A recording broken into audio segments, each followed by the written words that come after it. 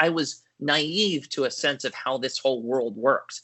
And once it all kind of happened, I was like, okay, if it weren't for him, my path would have been the normal.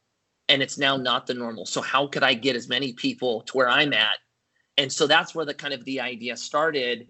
And so when we did St. Archer, it was me and two of my friends. One was another pro skateboarder and one was a surf filmmaker.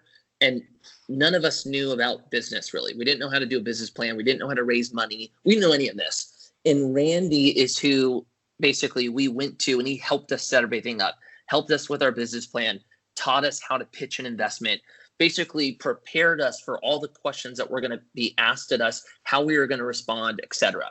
We think that we need to make all this money and have millions of dollars to be able to invest to then become financially free, right?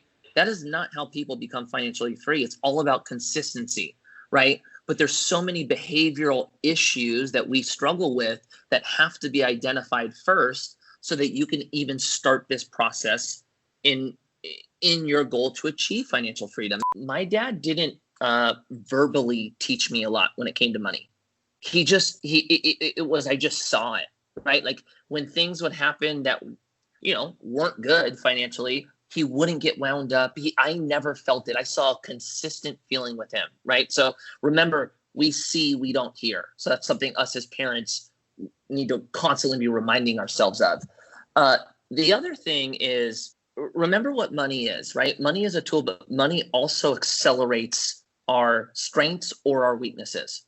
So it's really going to show who you are as a person. Money just shows your character, right? So remember, working on character is what's going to teach our kids to not allow money to rule them. Because money, unfortunately, like it or not, is a part of all of our lives. We need it to survive. So how do we take something that's so necessary and not let it rule us?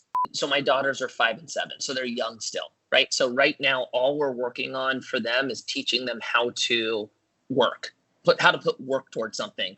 So for us, we have chores. They have to do chores. They're not paid for chores. They're not paid an allowance. These are things that we all have to do as our family unit to kind of be part of helping out. Then when they need money, then we have a list of things that they could do to earn the money. And at 5, 7, 8, it doesn't have to be anything that makes sense. Like it could be, okay, I got a pile of rocks right there. I want you to take those rocks and I want you to move them to the other side of the house.